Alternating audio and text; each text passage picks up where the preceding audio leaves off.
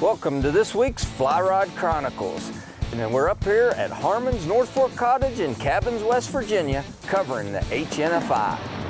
Yeah, you gonna score that? We're going behind the scenes to catch a little of the competitive fly fishing, and we're covering our good buddy Ryan Harmon and Kyle Schaefer from Team Wildcom. Stick around as we tag along with Kyle and Ryan as they compete against some of the best fly fishermen in the United States. We've got much more coming up. We're live today at Harmon's North Fork Cottages. It's the Harmon's North Fork Invitational Fly Fishing Tournament for Curtis Swing. We'll be back in a moment. Traveling the world, fishing, enjoying the great outdoors. Those are things that would have seemed impossible to me when I was a kid growing up in the mountains of West Virginia. I'm a lucky man, and I never want to forget it, and I'm hoping that sharing my experiences with folks will inspire them to do the same. I'm Curtis Fleming, and these are my Fly Rod Chronicles. You know, every show's personal, but this show of Harmon's North Fork Invitational is something that I've had a personal hand in. I got to work with the family that owns the services up and down the North Fork of the South Branch. When we started this, we wanted it to be and have a tournament feeling, but we wanted it to be about gentlemen fly fishing. And with that theme, it's an invite only. We've gotten some of the best competitors all over the world to come right here in our home state of West Virginia and see what we got and compete against each other to see who's the better fly fisherman. Let's talk a little bit about the basic rules. This event is about fishing, so we tried to keep the rules to a minimum. This year we decided to cover one team in particular, and that is Team Wildcom with Kyle Schaefer and Ryan Harmon. Normally Ryan is caught up directing the tournament, but this year he is going to come out of retirement and compete in the tournament. We couldn't miss the chance to tag along with them. Now you're jinxing. In the morning, everything's gonna click. He's gonna get in the mode.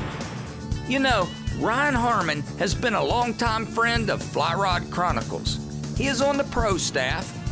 He has made numerous appearances on the show and put my livelihood in jeopardy by catching huge fish during the show.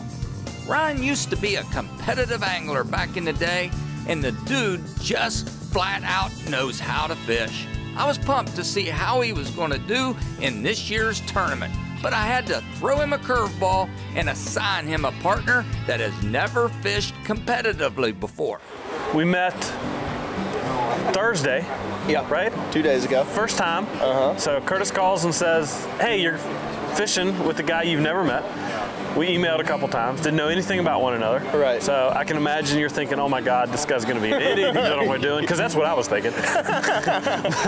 The night before the tournament, the guys went over fly patterns and organized their gear. Organizing his flies by size, shape, color, and use. Without being allowed to fish before the tournament, these guys had to be ready for anything the next day. And we'll fish a little bit of everything tomorrow, because we got to find out what we can carry into the second session, which will probably be our 2-fly session. In freaking North Carolina, squirmy wormies are everybody and their brother. You go, it doesn't matter what river it is, they're fishing these things. You know, catching fish in general at Harmon's is not that tough. Catching 7 in 2 hours, Ryan and Kyle, they're gonna have to bring their A game, especially if they're gonna compete with all the stiff competition in town. Last year's champs, Team Freestone, is back to defend their title. Look out for them to be in the hunt again this year. Team Davison River Outfitters has been one of the most consistent teams, placing in all 3 previous events.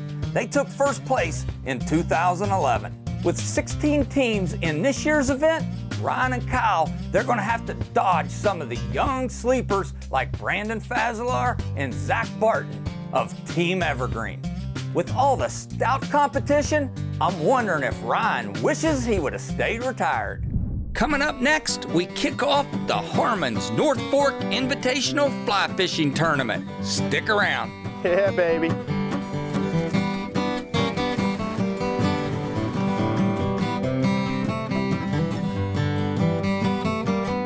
Hey, there's a lot more going on Fly Rod Chronicles behind the scene. If you want to check us out, go to our Facebook or Twitter.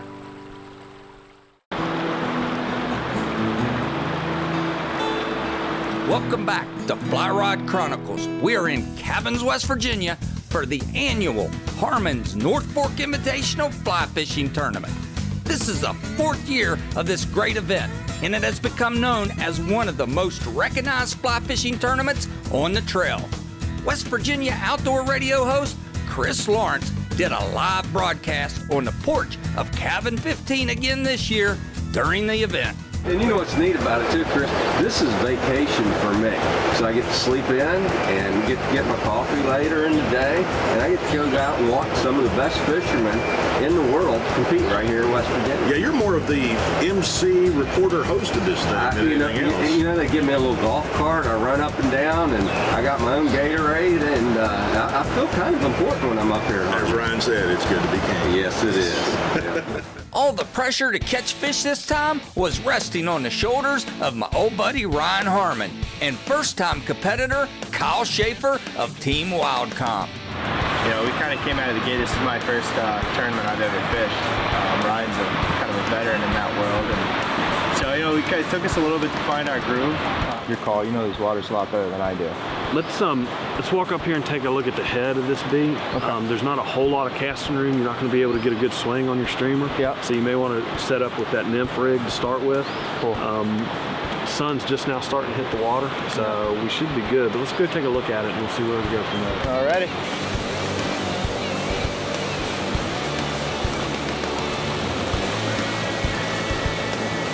The first half an hour of my first tournament ever. You know, I couldn't present a fly because my hand was shaking. I was nervous. We were running around. I mean, high expectations. I wanted to live up to them and calm down the nerves, and I think just did the best we could. You know, I mean, I have to settle down and just think, you know, I've been fishing for a long time. It's no different in a tournament than it is going out on the weekend, except the pace is a little quicker. I think the first half an hour I'm biting my tongue because you're, you know, fishing, got the weekend fishing thing going on, you know, making the delicate cast. I finally like switch. Hey!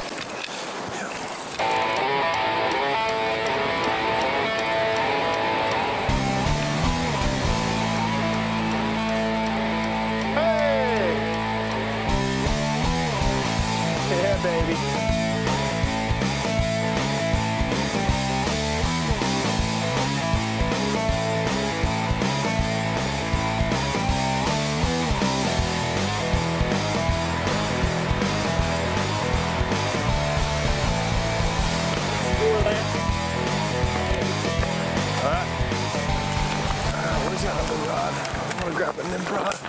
I think Kyle's first time out, the pace was a little bit faster than what you're maybe normally used to fishing to. But it was a great beat and there were a lot of fish in it. Once Kyle figured out they only had 2 hours to catch 7 fish, the weekend angler morphed into a competitive angler. Take a couple steps up. Yeah. And the sense of urgency brought Kyle's game up to Ryan's level. That's a good fish. We've gotten a little bit of a zone. We started to look at some fish.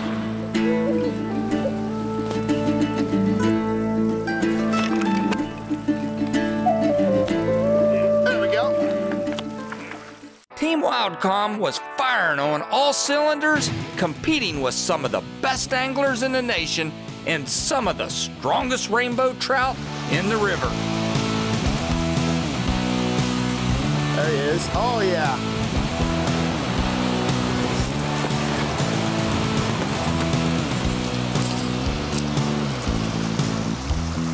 Yeah. We went into beat 8 this morning really with the idea of just putting stuff that looked like food in front of the fish until we found something that worked. Actually a real small olive and black woolly booger. It took a little bit of time, but once we found the fish, we were scoring pretty consistently. Yeah.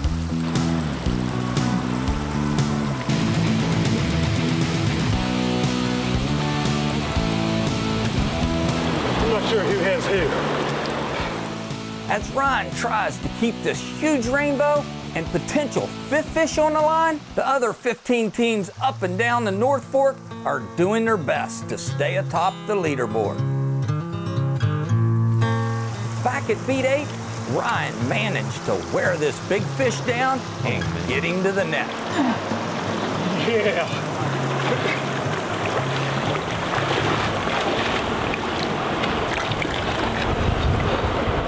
This thorn bush came out of left field and it's just robbing time right now. You know what feels good? Knowing that some of the best fly fishermen in the world can get caught up in the brush and briars just like the rest of us mere mortals. We're close, we're almost out. Work our way back up to what we just fished. Okay. We're starting to turn on it. It's high pressure because you're under the gun and shooting for a goal. Coming up next, we'll see if Team Wildcom can finish the first session strong. And later, the action only gets more intense as it goes down to the wire. Welcome back to Fly Rod Chronicles. We're at the Harmon's North Fork Invitational with pro staff Ryan Harmon and Kyle Schaefer of Team Wildcom. They only need 2 more fish to limit out, but they are down to the final 30 minutes of the round. And it's just robbing time right now. Start at that tree. Work our way back up to what we just fished. Okay. We're starting to turn on it.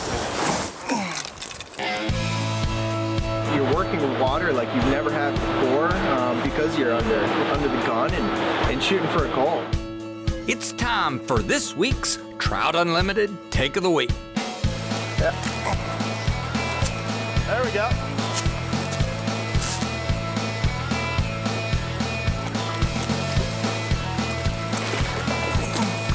Kyle does a great job fighting this hefty rainbow and getting it to the net. They only need 1 more fish to limit out, and Ryan wastes no time hooking up before Kyle can even release his fish. Yes. 7 fish. 27. Okay. Yeah, let's take it. We're done. Yeah, brother. Scoring all 7 fish in the first round will put Team Wildcom in a great position. But they weren't the only team back at the cabin early. Team PA Fly Fishers performed well, scoring the highest out of every team with 298 centimeters. That's a 17-inch fish average. Phil caught a 53 centimeter. Yeah. It was really big. It Really was like sweet. a steelhead.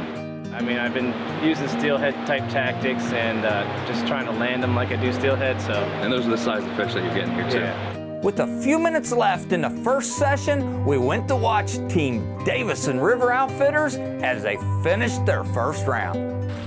I'm gonna change my bobber or my strike indicator. So if it does indicate, I can strike it.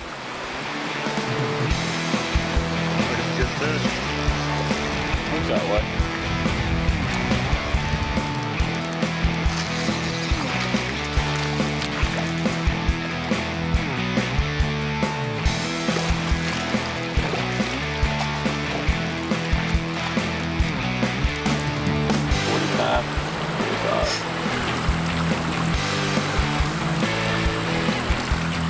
This year's event, Ryan and his cousin Todd Harmon, they got to compete in this tournament. It was really cool to see them get out and fish. Usually they're running around, directing everything, pointing fingers, telling me what to do. Next year, maybe I'll get to fish in it. First year I got to fish in the tournament. Great water, gorgeous weather. Fish has been tough for us today, but first fish, and it's good to be on the board. You know, every year there's a new team that's fun to watch.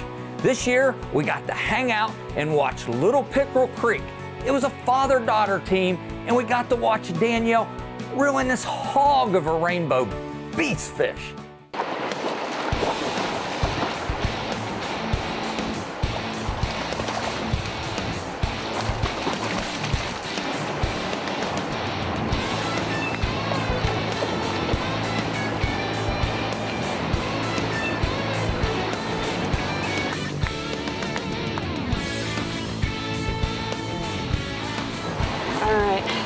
beautiful fish, Harmons, West Virginia. I'm here with my father, who's from Northern Ohio, and we really wanted to come here to Harmons and fish together as a team as kind of a father-daughter bonding weekend, and it's gorgeous here, and we're really enjoying ourselves. We just need to catch a few more fish.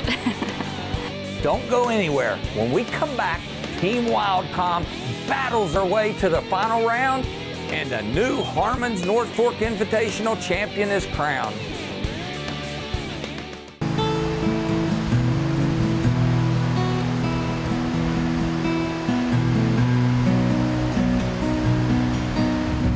Welcome back to Fly Rod Chronicles. We're with Team Wildcom as they go into their second session. This is a session where they go into their 2 fly. They only have 2 flies. Once those 2 flies are gone, they're gone. We opted to go with a small olive woolly booger, and then we went a little bit non-traditional or traditional, however you look at it. We went with a soft tackle wet fly, thinking that maybe the fish hadn't seen much of that.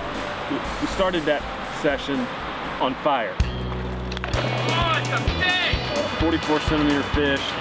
5 casts later, you score another 40+ centimeter fish. There he is. Man, it kind of went downhill from there.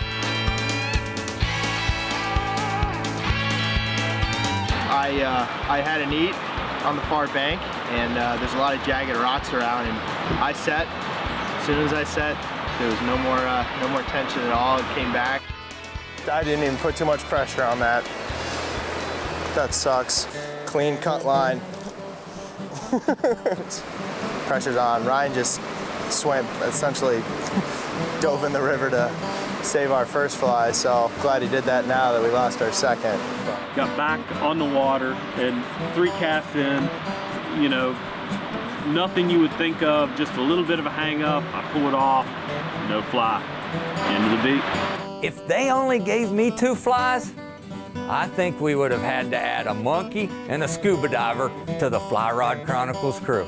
After being demoralized on their second beat, all Ryan and Kyle are thinking about is, did they do enough in the first round to secure a top 8 finish and move on to the championship round? Back at the cabin, the results were tabulated. Team Wildcom was trying to finish in that top 8. 6th place, Wildcom.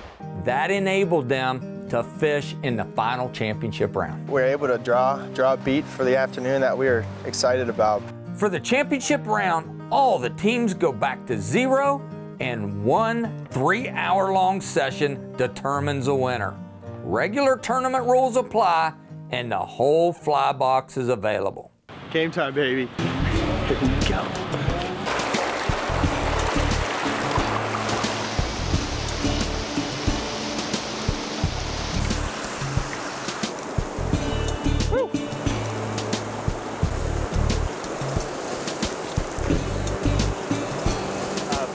Beat started, 2 fish on the board in 10 minutes, 2 good fish on the board in 10 minutes. We're pumped, we're high-fiving, we're running around, yelling, screaming, thinking this is easy, we got a win in our pocket, you know, and straight downhill from there. That was the end of it, no fish after it. In the last round, you gotta catch 7. Here it is in all its glory. Yeah. What do you think? Yeah, I could certainly see myself doing another tournament. I enjoyed it. I came out of retirement to do it and hadn't competed in a long time. And the way I feel right now, I'm probably not going to compete for a long time again. You know, if you're a competitive angler, sure, you compete against other people. You compete against the fish. You compete against the elements of Mother Nature. Most of all, you compete against yourself. Because when you're out there on the stream, at the end of the day, it's your head you're living in. Your strengths and weaknesses you're tangling with. And fly fishermen wouldn't have it any other way. All right, so I'm here with last year's winners, Team Freestone. This year, you guys finished 3rd place. We left it all on the table. You've been here 4 years and placed 4 years. Yes, sir. Good job, guys. Thank you, sir. Good job. Thank you, guys. All right, I'm here with the winners of the 4th annual HNFI. Team PA Fly Fish. Look at you guys smiling. Thanks, Curtis. Shane. Appreciate it. Team PA Fly Fish, this year's winners, the HNFI. What do you guys think about me fishing in it next year? We're cool with that. That's fun. Oh, just because you wait? Yeah, it makes it easier on you all. I get it, yeah. Yeah, I got beat 9. You know, there's places that you become addicted to. I'm always torn. Is it Harmon's Cabins because of the fish or the people? I can't answer that question, except if there was no fish, I would come back to Harmon's. And when I think about those people, I have to think about my good friend Charlie Burt. Charlie was always doing something for others because it is what we are supposed to do. Charlie led by an example and was an incredible Samaritan, role model, friend, loving father, and grandfather.